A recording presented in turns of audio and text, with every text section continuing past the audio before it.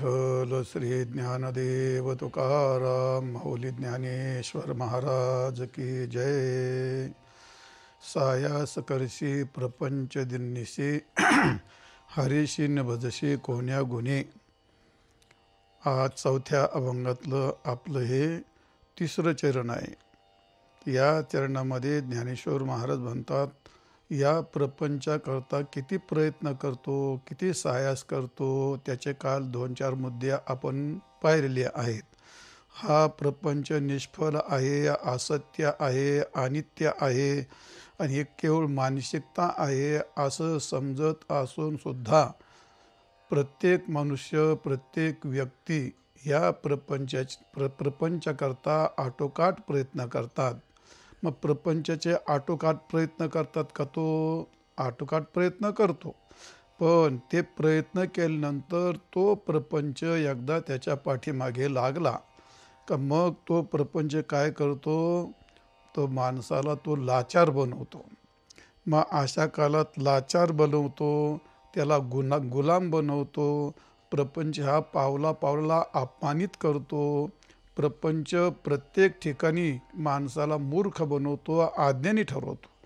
तरीसुद्धा मनुष्य प्रपंचातून पाठीमागे हटत नाही, तो सायासच करतो.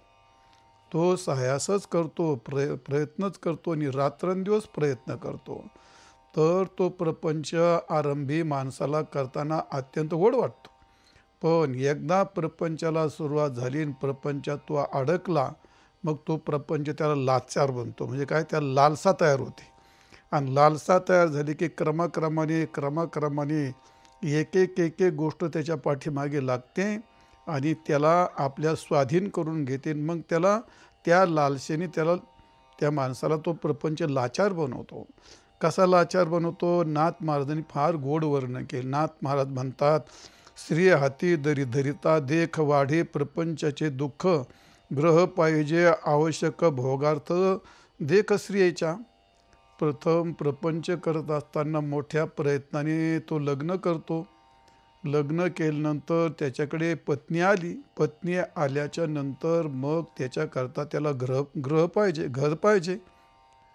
पत्नीला ठेवायचं, प्रपंच करायचं, त्याकरता काय पाहिजे? घर पाहिजे. म्हणजे याचा अर्थ प्रपंचाकरता पहिली स्त्री लागते आणि स्त्री करता मग एखादा घर लागतं, बंगला लागतो. छोटं मोठं घर असल्याशिवाय प्रपंच काय करता येत नाही.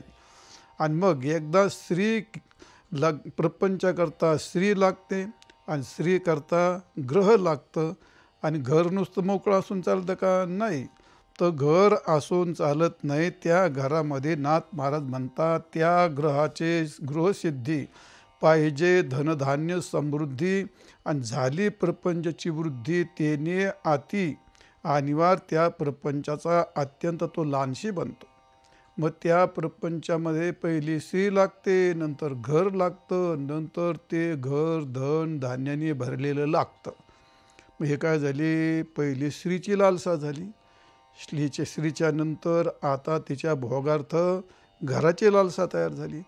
आणि घराची लालसा तयार झाल्यानंतर त्या धन धान्य हे सर्व प्रपंचाला लागणाऱ्या सर्व वस्तू त्यात भरण्याचा प्रसंग आला त्याच्यावरती. म्हणजे त्याला काय केलं? तिने लाचार बनवलं. त्याची लालसा तयार झाली आणि त्या प्रपंचाने त्या माणसाला करायला भाग पाडलं. त्याची इच्छा नसली तरी त्याला ती गोष्ट करावी लागते. मग या सगळ्या गोष्टी प्रपंच ज्या गरजेच्या गोष्टी आहेत, झाली प्रपंचाची वृद्धी आणि मग तेने अति आधी अनिवार्य त्या प्रपंचाची वृद्धी झाली. आणि एकदा का तो त्या प्रपंचात गुरफडला, मग त्याला त्या चक्रातून बाहेर पडता येत नाही. नाथ महाराज म्हणतात, त्या प्रपंचाचा अति लालसू. म्हणजे काय? त्या लालसा तयार झाली. लालसा, ज्या माणसाला ज्या विषयाची लालसा तयार होते, तो त्या विषयाचा मनुष्य लाचार बनतो. लाचाराचा अर्थ त्याला ते पाहिजे असतं आणि मग त्याकरता तो कोणत्याही थराला जातो, काही पण करायला तयार होतो, असा लालसू बनतो. आणि मग त्याकरता काय करतो? मेळवी दास दासी. प्रपंचात ह्या गोष्टी आल्या, कामाला माणसं आली, शेती करायला माणसं आली, घरातली माणसं आली. म्हणजे हे सर्व जमा करायचं, दास दासी सगळ्या जमा करायच्या आणि मग ते काय त्यांना पगार द्यावा लागतो की नाही, त्यांना काय फुकट थोडंच कोण येणार त्याला, त्याला पगार द्यावा लागतो. मग थोर कष्टाचा पडे सोसो आणि सुखलेशू, त्याच्या आयुष्यात सुखलेशू पै नाही येत किंचित त्याला सुख मिळत नाही.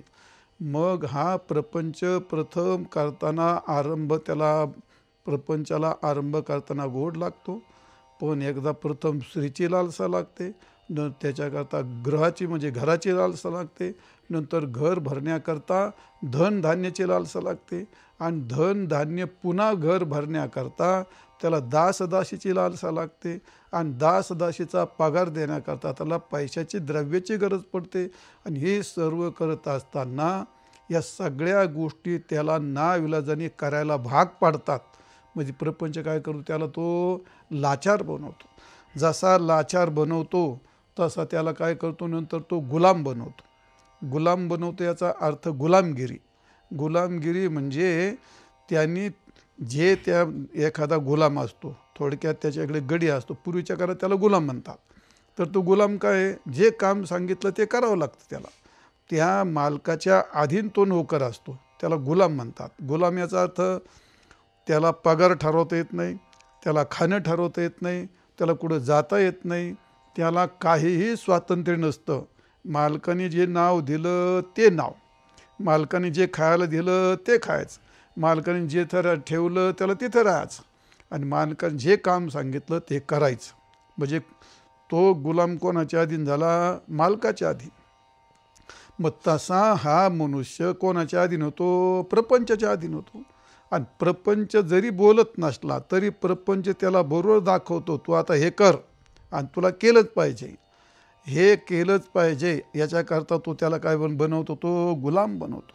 नाथ महाराज म्हणतात, व्याही जावयांच्या ओढी आप्तवर्गाच्या कोडी, आणि पडे उचिताच्या साकडी, आणि शोषिता कोरडी देहाची. मग त्याच्याकरता व्याही आले, जावई आले, मग जावयाच्या सगळ्या अडचणी दूर करायच्या, त्यांनी जे मागितलं ते द्यायचं.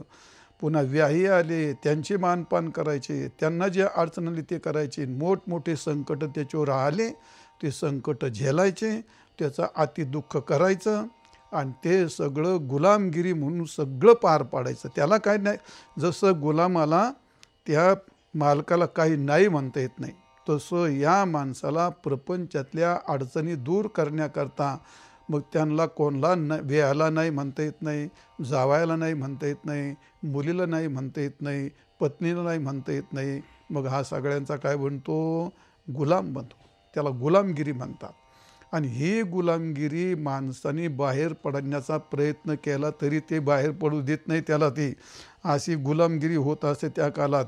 म्हणून या सगळ्या गोष्टी पोसावया पोस्याशी रची नाना उपायासी, आणि हिंडे स्वदेशी परदेशी अहर्निशी व्याकुळ. देशाला जातो, विदेशाला जातो, तो जातो का, नाही, त्याला जायला भाग पाडतं. त्याला देशाला जाय, विदेशाला जाय, हे सगळं का, पोसावया पोस्याशी. पोष्य कोण येते, सगळे आले पोष्य त्याची, व्याही जावई मुली पाहुणे मुलं पत्नी, हे सगळे पोष्य. आणि यांना पोसण्याकरता काय करावं लागतं, मग त्याला रची नाना उपायाशी.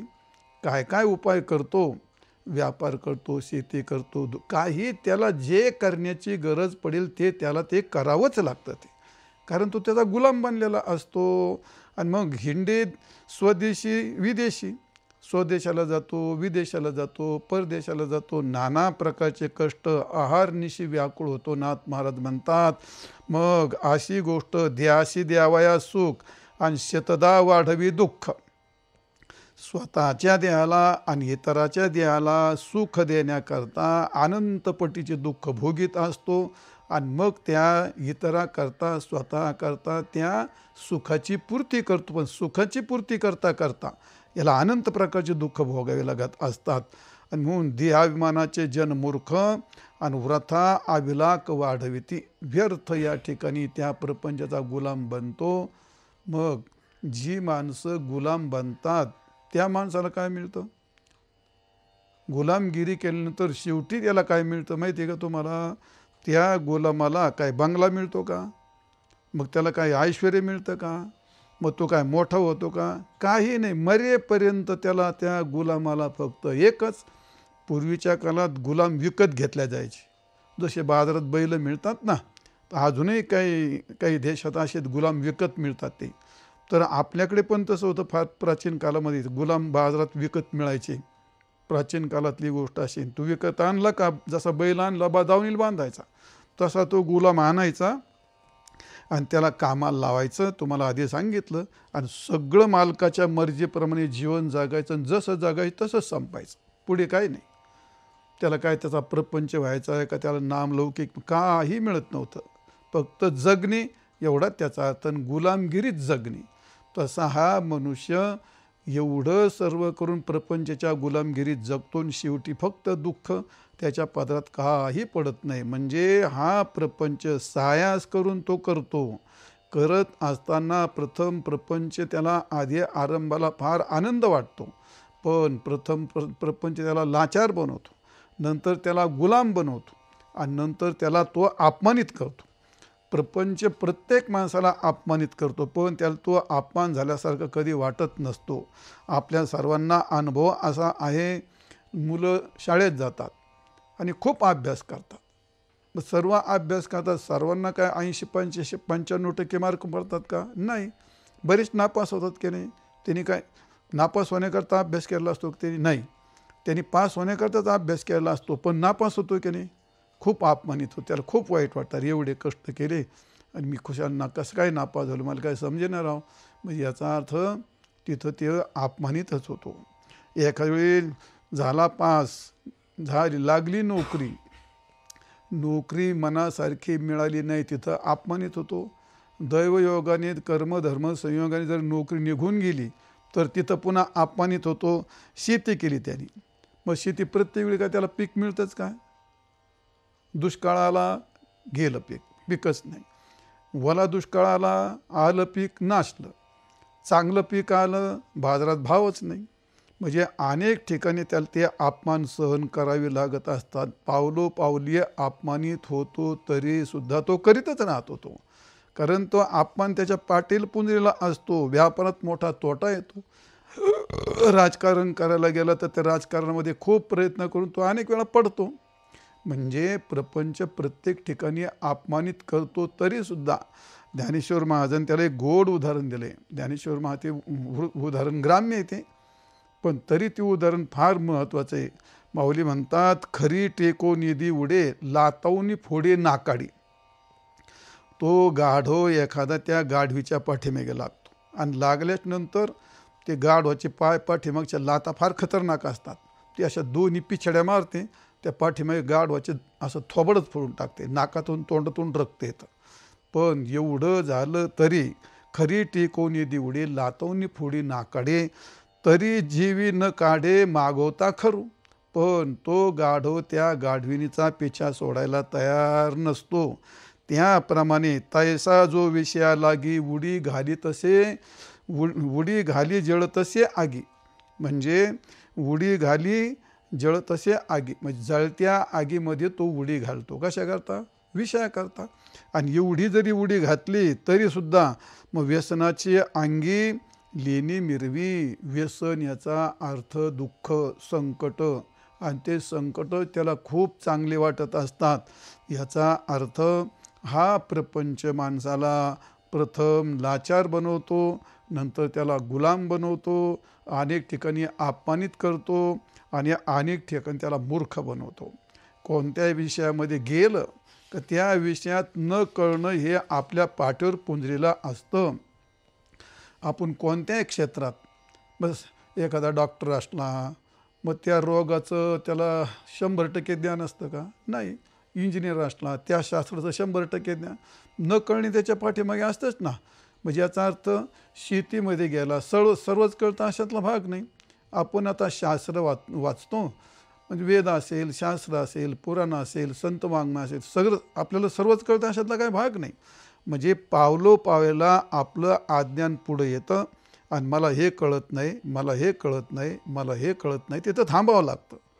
तिथं थांबावं लागतं. थांबणं याचाच अर्थ आपण अज्ञानी ठरतो ना. अज्ञानी म्हणजे मूर्ख. प्रपंच आपल्याला मूर्ख पण बनवतो, पण तरी तो सोडित नाही. सांगण्याचं तात्पर्य असं आहे, माऊली म्हणतात सायास करशी आणि प्रपंच दिननिशी. सायास तर करतो, प्रयत्न करतो, आटोकाट प्रयत्न करतो, पण रात्रंदिवस प्रयत्न करीत असला तरी तो प्रपंच त्याला असा गुलाम बनवतो, त्याच्याकडून नाही नाही ते करून घेतो, तरीसुद्धा तो प्रपंच सोडत नाही. तात्पर्य मला सांगायचं एवढंच. माऊली सांगतात बाबा एवढे प्रपंचात सायास करतो आणि रात्रंदिवस सायास करतो, पण तुला भगवंतानी नरदेह दिला आहे, वाणी दिली आहे, हात पाय दिले आहेत, तर शेवटी तुझा मरणांत प्रसंग आल्यानंतर या प्रपंचाचा काही उपयोग होत नाही. आणि म्हणून तू हरीचं भजन कर. सायास करशी प्रपंच दिन्यशी आणि हरीशी न बसशे कोण्या गुणी. तू कोणता गुण तुझ्याकडे तू हरिभजन करत नाहीस? कारण का हरिभजन जर केलं नाही तर तुझं हे सर्व जीवन सर्व प्रपंच केला अंतकाळात काय तुला तो काम देणार नाही तो. आणि म्हणून हरीशी न बसशे कोण्या गुणे. कोणत्या आधारावर तू हरीचं भजन करत नाहीस? तर ज्ञानेश्वर महाराजांनी आपल्या प्रपंच करणाऱ्या माणसाची मूर्खता सांगितलेली आहे. जर हरिभजन केलं नाही तर त्याची अडचण कशी तयार होते, शेवटी माऊलीनं फार गोड वर्णन केलं आहे.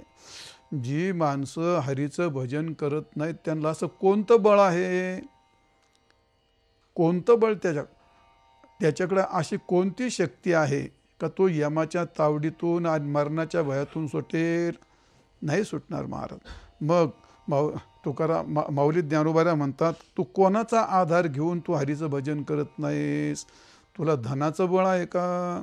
तुला धनाचा आधार आहे, जनाचा आधार आहे का, मित्राचा आधार आहे का, तुला परिवाराचा आधार आहे का, तुझ्या अंगातल्या बळाचा आधार आहे का, तुला वयाचा भरोसा आहे का, तुला तुझ्या विद्येचा भरोसा आहे का, तुला यमाचा भरोसा आहे?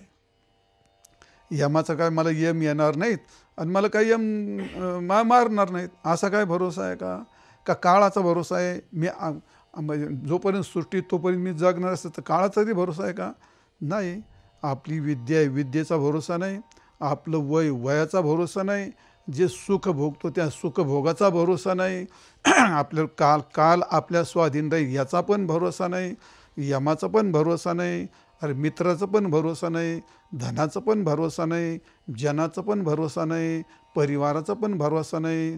कोणाचा भरोसा आहे? तुझी शक्ती काम करणार नाही का? कोणत्या गुणाने, कोणत्या बळावरती तू हरीचं भजन करत नाहीस त्याचं मला उत्तर दे तू. नाही कोणतं उत्तर नाही त्याच्याकडं. मग एवढं असताना सुद्धा जी माणसं भगवंताला विसरून केवळ प्रपंचामध्ये वेळ घालवतात, आपलं जीवन खर्ची करतात, तर त्या माणसाची मूर्खता कशी असते ज्ञानेश्वर महाराजांनी त्याचं गोड वर्णन केले. एखादा वंश फार मोठी महानदी असावी आणि त्या महानदीतून त्याला पलीकडे जायचं असावं आणि त्यामध्ये तो एका नावेत बसला आणि नावेत बसल्यानंतर त्या नावेला जर छिद्र पडलं तो पलीकडे जाईल का? तो आता नाही. पण जसा तो नावेत बसलेला वंश एक छिद्र नाही, त्याला किती 100 भोकं पडले त्या नावेला, तरी त्या नावेत बसला आणि आनंदाने उड्या मारतो, वा वा मी आता पलीकडे चाललो. त्याचं काय शहाणपण आहे का? ते नाही, त्याचं मूर्खपणा आहे तो. तर त्याचप्रमाणे माऊली म्हणतात या ठिकाणी या लागी शतजर्जर नावे रिगोनी केवी निश्चिंत व्हावे, कैशेनी उघड्या आसावे शस्त्रवर्षी. ह्या कालामध्ये 100 छिद्र पडले त्या नावेला, तरी तो निश्चिंत मनाने नावेत बसला आणि पुढे चालला आहे. त्याचा जसा मूर्खपणा आहे तसंच प्रपंचातल्या माणसाचं एवढं भयंकर संकट त्याच्या पुढे आलं तरी सुद्धा तो निश्चिंत बसलेला आहे. किंवा काय एखाद्या युद्धात गेला, मग त्याने काय केलं, डोक्यातला जिरेटोप काढून टाकला, अंगातलं चिलखत काढून टाकलं, शस्त्र काढून टाकलं आणि उघडा झाला आणि मस्त इकडं तिकडं त्या सैन्यात फिरायला लागला. काय शहाणपण आहे का ते? अरे हजारो शस्त्रवरून वर्षाव करतात, तर अशा कालात कैशेने उघडे असावे शस्त्रवर्षी. शस्त्रांचा वर्ष होतो तिथं खुशाल उघडं कोणी फिरेल का? तिथं नाही फिरणार ना. पण ह्या प्रपंचामधली माणसं असं भगवंताचं गुण गाण्याचं हरिनाम घेण्याच्या विसरून ते बिचारे प्रपंचात असे राहतात. जेथ चहूकडे जळत वनवा तेथून निघेचे किवी पांडवा. अरे सगळीकडं अरण्य पेटलं समजा आणि तो तिथं कुठं असला तर तिथून त्याने बाहेर पळावं की नाही? किंवा घर पेटलं त्याचं, घराला अग्नी लागली, तर मग सगळीकडून वनवा लागला तर त्यांनी बाहेर पळावं का निवांत तिथं उभं राहावं ते. जे तर काय माऊली म्हणतात या ठिकाणी, जे तर चौकडे जळत वनवा तेथून न निघेची केवी पांडवा, तेवी लोक उपद्रवा, तेवी येऊन लोक उपद्रवा, केवी न भजीजे माते. तर ह्या सगळा उपद्रव पाहता तू भगवंताचं भजन का करत नाहीस. तात्पर्य सांगायचं आहे की तुझ्याकडं कोणतं बळ असं आहे, तू हे सर्व टाकून भगवंताचं नामस्मरण टाकून मरण विसरतो, भगवंताला विसरतो, त्याचं नाम विसरतो, नरक विसरतो, यम विसरतो. याचं कोणतंही भय न ठेवता प्रपंचात अहर्निशी कष्ट करतोस. तू हरीशी न भजशे कवन्या गुणे. कोणता गुण तुझ्याकडं आहे माऊली सांगतात, ना तरी विद्या की वैसा, या प्राणियाशी हा ऐसा, मज न भजता भरोसा सुखाचा कोण. अरे माझं भजन न करता याला कोणाचा भरोसा आहे. मी तुम्हाला आता यादी वाचली. माझा भरोसा म्हणजे माझा भरोसा न धरता, माझं भजन न करता, मग त्याला कोणता. ना तरी विद्या की वैसा, या प्राणी ऐसा. त्याला विद्येचा भरोसा आहे का त्याला वयाचा भरोसा आहे का, कोणता भरोसा आहे त्याच्याकडे. मग माऊली म्हणतात तुला तुझ्या विद्येचा भरोशाने तू भजन करीत नाहीस का, तुझ्या वयाच्या भरोशाने तू भजन करत नाहीत का, तुझ्या सुखाच्या भोगाच्या भरोशाने तू भजन करत नाहीस. कोणत्या भरोशावरती तू जगतो तू. तर तुला हरीचं भजन केलं नाही तर तुला शेवटी अंतकाळ फार कठीण जाईल. म्हणून तुकाराम महाराजांनी सुद्धा एका ठिकाणी तुला परिवाराचा उपयोग होणार नाही. मैत्र केला महाबळी कामा नये अंतकाळी. शेवटी त्या मित्र परिवाराचा उपयोग होणार आहे का, तो नाही उपयोग होणार आहे. अरे मग मित्र परिवाराचा उपयोग होणार नाही तर हरीशी न भजशे कोण्या गुणी, कोणत्या गुणी. म्हणून महाराज म्हणतात आधी घेरे रामनाम, सामा भरी हा उत्तम, नाही तरी यम दात खातो करकरा. हे यामध्ये याचं काय घेऊन बसलास तू परिवाराची गोष्ट. परिवाराचा भरोसा घेऊ नकोस, पण परिवाराच्या भरोश्यावरती, मित्रांच्या भरोश्यावरती मैत्र केला महाबळीन कामाने आणि त्याचा काही उपयोग होणार नाही. हरीचं भजन कर. असे जर असा जनाचा आधार घेतला तरी.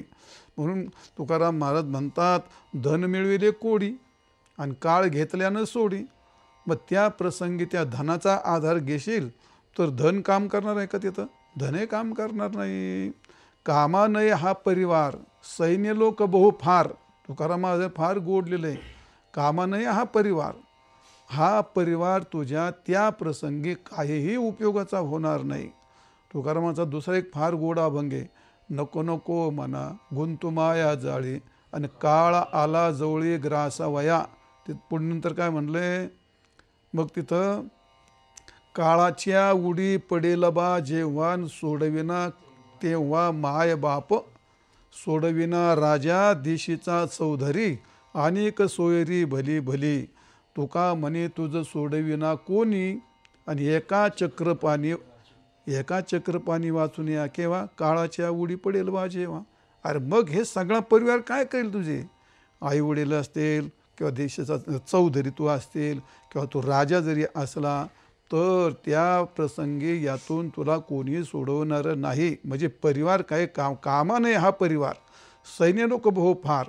परिवाराच्या बळावरती तू हरीचं भजन करत नाही का, तरी परिवाराच्या बळावर तू त्या बळाचा आधार घेऊन तू जर भगवंताचं भजन केलं नाही तर तुला मोठी किंमत मोजावं लागेल आहे. कुठपर्यंत हे सगळे बळ, कुठं धनबळ, परिवार बळ, वय बळ, कुठपर्यंत हे जवरी आला नाही काळ आणि तवरीच तुमचे बळ. हे सगळे तुमचं बळ कुठपर्यंत आहे, जोपर्यंत काळाने तुमच्यावरती घाला घातलेला नाही तोपर्यंत. त्या काळात सगळे बळ सगळे बाजूला जातील. महाराज म्हणतात तुका म्हणे बापा चुकवी 84च्या खेपा, आधी घेरे रामनाम आणि सामा भरी हा उत्तम. आणि म्हणून कोणतंही बळ तुम्हाला काम देणार नाही. तू अशा कोणत्या भरोश्यावरती, कोणाच्या भरोश्यावरती, कोणाच्या गुणावरती तू हरीचं भजन करत नाहीस, असं ज्ञानेश्वर महाराजांनी आपल्याला प्रश्न विचारला आहे. म्हणून सायास करशी प्रपंच दिनशी न हरीशी न भजशी कोण्या गुणी. तुझ्याकडे कोणता गुण आहे असा का तू त्या हरीचं भजन करत नाहीस? हे सर्व गुण तुला काय आहेत? शेवटी त्याचा काही उपयोग होणार नाही. तो तुकाराम महाराजांनी या लोकांची परिस्थिती कशी आहे ही गोष्ट फार सुंदर वर्णन केले. महाराज म्हणतात, रावळाशी जाता त्रास मानी मोठा आणि बैसाचा चोटा आदरेशी.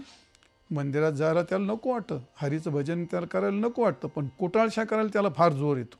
चौकात जातो, चौकात जाऊन बसतो, गंमत जमत करतो, न करी स्नान संध्या न म्हणे राम राम, आणि गुडगुडीचे प्रेम हरनिशी. त्याला बिडी ओढायला, सिगरेट ओढायला, गांजा ओढायला, हे कर दारू प्यायला त्याला फार गंमत वाटते. पण स्नान नाही, काय स्नान नाही, ध्यान नाही, जप नाही, मंदिर नाही, त्याला ते काही करू वाटत नाही. देव ब्राह्मणाशी जायना शरण, दासीची चरणवंदी भावे. वाईट गोष्टी त्याला करू वाटतात, दासीचे चरणवंदन करतो, पण देवाला, ब्राह्मणाला, महाराजाला म्हणजे अशा साधू संतांना कधी शरण जात नाही. भगवंताचं नामस्मरण कधी ऐकत नाही. म्हणजे सुगंध चंदन सांडुनी माशी आणि बैशे दुर्गंधीशी आत्यादरे. माशीचं उदाहरण दिलं तुकाराम महाराजांनी. जशी ती माशी घाणीवरती जाऊन बसती पण सुगंधी चंदनावर बसत नाही, तसं हे प्रपंचात अडकलेली माणसं ह्या सगळ्या वाईट गोष्टी रात्रंदिवस खटपट करून करतात, पण भगवंताचं भजन एक क्षणभर सुद्धा करत नाहीत. एक दिवस तर सोडा, पण तास नाही, आणि तास तर सोडा, पण मिनटं पण करत नाहीत. हरीशीनं भसे कवन्या गुणे माऊली म्हणतात. मग तुका म्हणे, अरे ऐक भाग्य हे ना, कार्य राम राणा विसरलासी. भगवंताचं भजन करायचं का विसरलास तू? तर नामदेव महाराज म्हणतात, या लोकाचं मोठं मला आश्चर्य वाटतं. काय आश्चर्य वाटतं? वाटे या जनाचे थोरबा आश्चर्य, आणि न करिता विचार का हिताचा.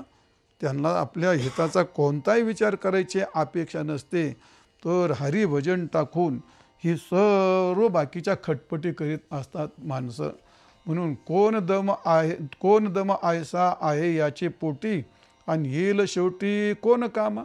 याच्यात कोणता दम असा आहे तो हरीचं भजन करत नाही? नामदेव महाराज असं म्हणतात या ठिकाणी, तुकाराम महाराज असं म्हणतात. काय मानुनिया राहिले निश्चिंती, आणि काय जाब देशी यमदूता. कोणाचा भरोसा घेऊन तू यमदूताला काय उत्तर देशील? एकनाथ महाराजांनी सुद्धा हरिपाठामध्ये असं म्हटलंय, काय उत्तर देता होशील तू? पातके करिता पुढे आहे पुसता, आणि काय उत्तर देता होशील तू? यमदूताला काय उत्तर देशील तू? म्हणून हरीशीन वैशा कोण्या गुणी, याचा अर्थ काही विसरली मरण बापुडी, काय याशी गोडी लागलीसे. हे मरण विसरले, सर्व काही विसरले, आणि याला प्रपंचाची गोडी लागली. यातून कशी सुटका होईल याची? काही ना आठविती देविकी नंदना, आणि सुटाव्या बंधनापासून या. ही प्रपंचातली माणसं भगवंताचं स्मरण का करत नाहीत? त्या बंधनापासून, यातनेपासून, नरकाव यातनेपासून, यातून सुटण्याकरता ते भगवंताचं चिंतन का करत नाहीत? शेवटी तुकाराम महाराज म्हणतात, तुका म्हणे काही भोगतील खाणी, आणि का त्या चक्रपाणी विसरली. भगवंताला विसरल्याच्या नंतर मग त्या ठिकाणी पचतील खाणी 84च्या. असं आहे. तुकाराम महाराज म्हणतात, जर या ठिकाणी विसरली तया थोर झाली हानी, आणि पचतील खाणी 84च्या. त्याकरता माऊली ज्ञानोबांनी कळकळीने असं म्हणतात, अरे प्रपंचात जर रात्रंदिवस कष्ट करतो, तर बाबा या जन्मामध्ये भगवंताचं भजन तरी थोडं तरी कर, फार नको. या ठापा रमा झरीन मोठके निमुषभरी देत जाय. काहीतरी थोडा वेळ काढून भजन कर, नाही तर मग तुला यमाचं बंधन चुकणार नाही. तात्पर्य सांगायचं आहे. भाऊले सांगतात, हरीशी न बसे कोण्या गुणी.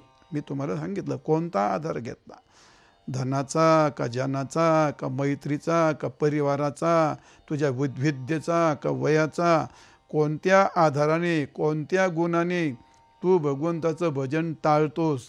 तर कृपा करून प्रपंचातले कष्ट कमी कर, आणि भगवंताचं नामस्मरण जर केलंस तर मात्र भगवंताच्या नामाने तुझं शेवटचं जे बंधन आहे ते सगळं दूर होऊन जाईल, असं ज्ञानेश्वर महाराजांनी आपल्याला या चरणातून संदेश दिलेला आहे.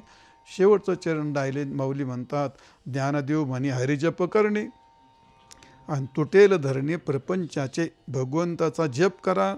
जप काय असतो आणि प्रपंचाचं बंधन काय असतं? प्रपंचाचं धरण म्हणजे बंधन, आणि बंधन तोडण्याकरता भगवंताचं नामस्मरण जप करणं हेच एक महत्त्वाचं आहे.